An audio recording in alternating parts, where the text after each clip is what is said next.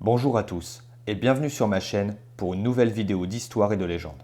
Aujourd'hui, je vous amène dans la vallée de la Dordogne à la rencontre de la cité religieuse de Rocamadour.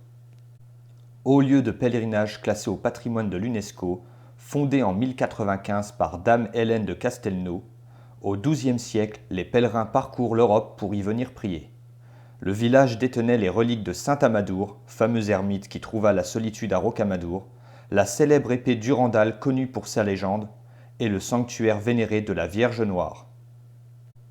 Avant de vous en dire plus, je vous encourage à vous abonner à la chaîne si vous aimez son contenu, à mettre un like si vous avez apprécié la vidéo et à mettre des commentaires. Je vous souhaite un bon visionnage à tous.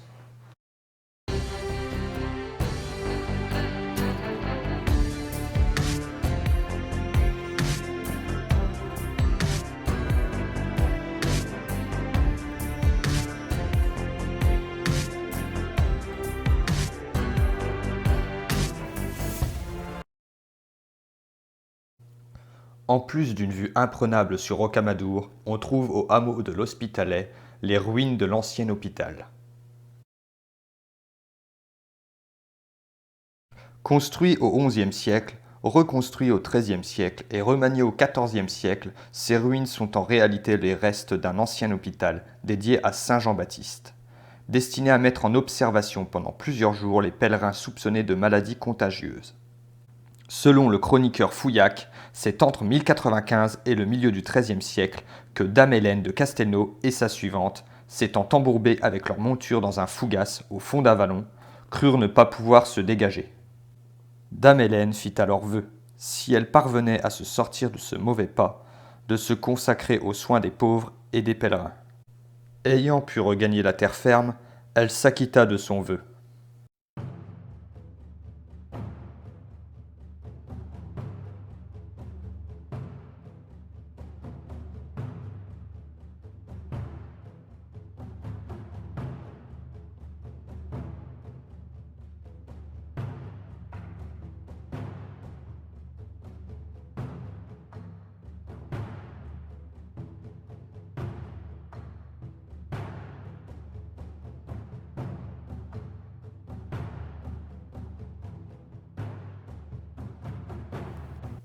Pour la deuxième histoire, on se retrouve au cœur de la cité religieuse, là où l'on peut observer une chose insolite.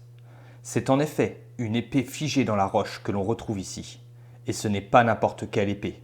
Il s'agit en effet de la légendaire Durandal, épée de Roland qui a déjà fait l'objet d'une légende sur cette chaîne. Ici, la légende raconte que Roland, neveu de Charlemagne, a vécu sa dernière lutte contre les Sarrasins à la bataille de Roncevaux. Il aurait tenté, avant de mourir, de casser son épée contre un rocher, pour que les Sarrasins ne puissent s'en emparer. N'y arrivant pas, l'archange Michel serait venu à son secours, lui permettant de lancer son épée de toutes ses forces dans la vallée. Elle serait alors venue se figer dans le rocher du sanctuaire de Rocamadour. Aujourd'hui encore, l'épée figée au-dessus de la porte de la chapelle Notre-Dame attire le regard des visiteurs.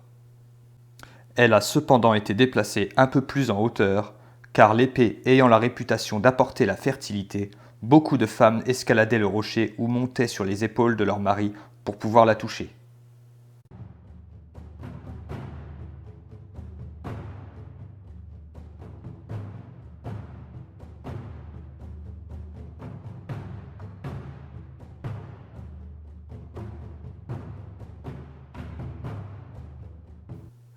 Pour la dernière histoire, nous entrons dans la chapelle Notre-Dame pour aller y contempler la statue de la Vierge Noire de Rocamadour.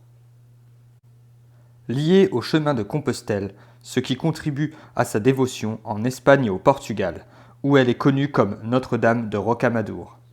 Sur la côte bretonne, elle est vénérée comme la sainte patronne des marins et des pêcheurs.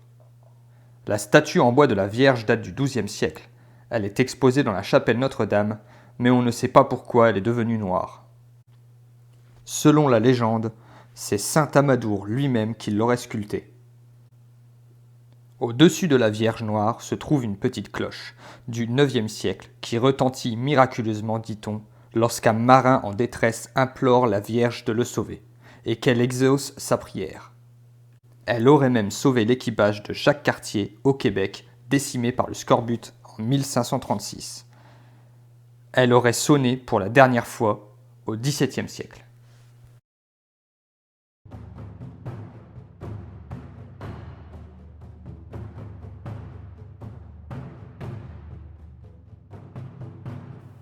Je vous laisse sur quelques images de la cité. J'espère que la vidéo vous aura plu. N'oubliez pas de vous abonner si cela n'est pas déjà fait. N'hésitez pas à laisser des commentaires et des pouces bleus. C'était Arestos, je vous dis à bientôt pour de nouvelles vidéos d'histoire et de légende sur d'autres lieux.